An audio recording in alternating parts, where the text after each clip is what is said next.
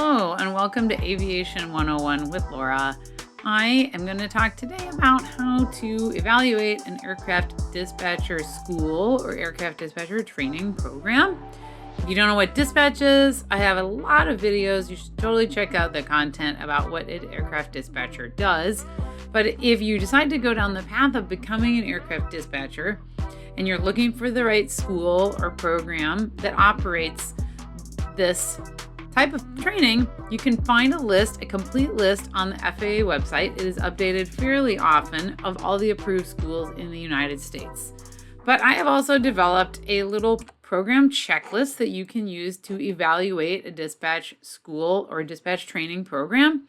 And I'm going to put it on my website, theaviationvault.com. So make sure you check that out. You can download this. You can make your own comments while you evaluate a dispatch program. So what are some kind of things that you want to ask yourself? Well, number one, I want to know who is teaching the training program. Is it taught by somebody with real world experience? Or is it taught by some people who just finished the course like last week and now they are perhaps waiting to get hired and they're teaching in the meantime? I'm not saying they're bad teachers, but I would kind of like to know if somebody has real world experience who developed the course, who is ones who's teaching that course.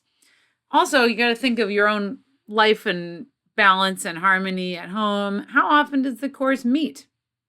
Some of these courses are 5 days a week and they are all day, every day. That gets it done very fast. It's very immersive. Some classes are like an evening thing. Now, when you're doing these kind of courses that meet all day, every day, it's very good to ask what happens if you miss class or fall behind. How often do they have another class? Are you allowed to miss some class? Do they record some of the class so that you can make it up somehow?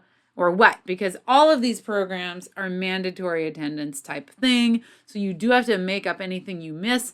There's probably limits on how much you can miss before you end up paying a bunch of money. I would want to know, how's that going to work out if you have to miss for some reason?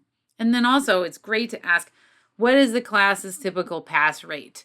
Now, where I work at LeTourneau University, they're not paying me to make this or anything, this video, but I have now taught our aircraft dispatch course for every summer since 2015, and we did miss one summer for COVID. Over that whole period of time, I think our pass rate is in excess of 97%. So 97% approximately of the people I have recommended to take the practical test with the FAA passed the test on the first try. There was a couple people in there who did not even want to take the practical test for various reasons. So they're not counted in my number. But of that group of people, we have had very few fail the practical test. But that is because I try to make sure they're very ready before I send them to do the FAA practical test. But you want to ask this, and if the school either doesn't want to answer this or can't answer this, I kind of want to know if that's really the program you want to go to. Also, what's the environment like and how does it work for you? Is it online course? There is no all online aircraft dispatcher course, to my knowledge, in the United States of America approved by the FAA. I would actually really want to know if such a thing exists. I don't think it can exist according to how the FAA has requirements for the course. But I would want to know, is it like a hybrid course? Now that is actually what I did. I did a bunch of self-study. I was very disciplined about it online. Then I went in person for 2 weeks, cemented all of the knowledge, got a bunch of new knowledge, and then took the practical exam. So if a course is all in person, that might be better for your focus. It really just depends on how you learn. For my personal situation, then I was able to be disciplined and do a lot of it online. But it also required me to have the aircraft dispatcher knowledge test done. So while I was doing the hybrid online, I did my aircraft dispatcher self-study. Please check out my video about how to prepare for a FAA knowledge test, because I have another video. I'll link to that in the description. But there's ways to prepare for the aircraft dispatcher knowledge test. We call it ADX for short. Okay, so you got to evaluate that on your own. Okay, now another thing you want to ask, I like to ask about real world type of things. So when I set up the class that I teach, at LeTourneau University, I basically insisted we are going to use Jeppesen brand charts. Jeppesen is by far used by majority of airlines in the United States, and I did insist on that because I want it to be available for our students so that they are ready for those airline job interviews. I made several videos about airline job interviews, going over like what airlines are going to ask, because there will be some kind of test. There should be some kind of test. Very frequently, it is based on Jeppesen charts. Now, the FAA, for the FAA dispatcher knowledge test, they use a different type of charts. Sorry, you got to learn those for that test. But when you begin the dispatcher course, I recommend, if you can, get one from Jeppesen charts.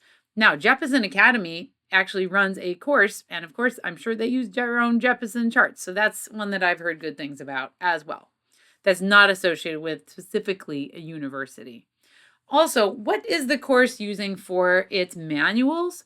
Does the course teach op specs? If you want to know what op specs are, I've got a different video about that. I'll link to that. But this is real world type documentation that you should be familiar with so that when you go work at an airline, you're ready for that. Also, I'd want to know what kind of aircraft is being used. Does the school have a MEL, CDL? Sorry, I keep saying I have another video for that, but guess what? I have another video for that. But you would like to be able to use and get familiar with an aircraft's minimum equipment list, configuration deviation list, because it's going to prepare you for life in the real world. Is there a theme you're sensing with all this? Yeah, that's what I'm looking for, okay? Are they training you to pass a test?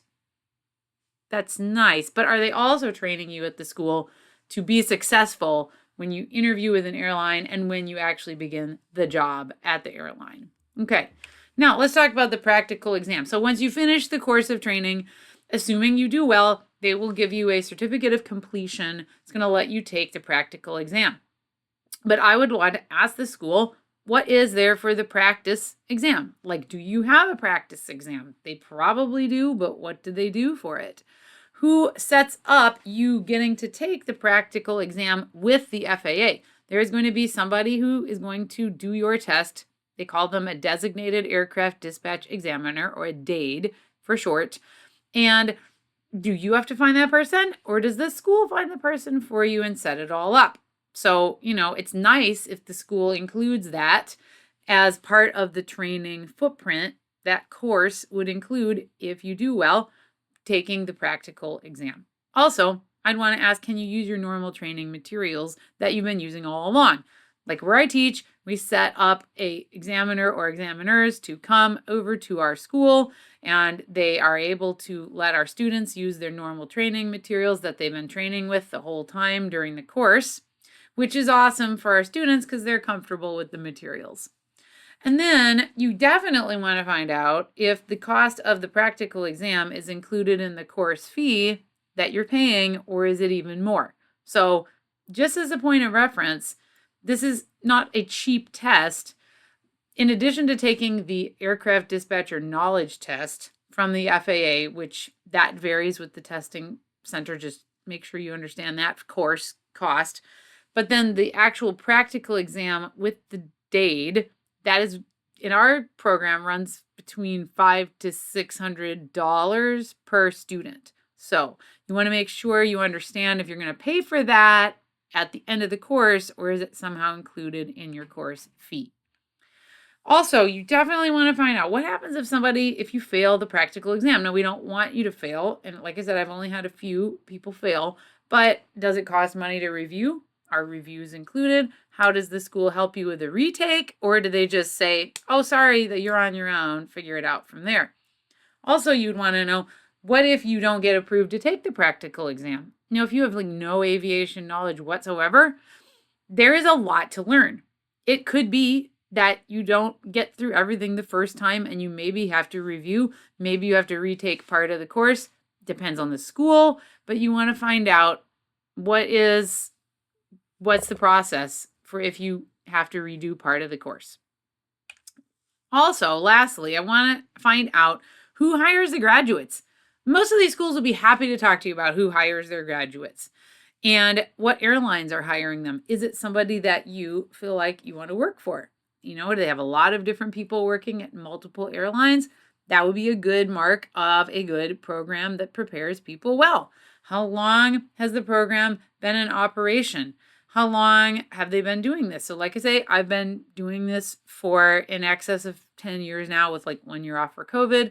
So that's awesome. And I feel like we've learned a lot over the years, but some schools have been in operation even longer. That's probably a good well of experience to draw from.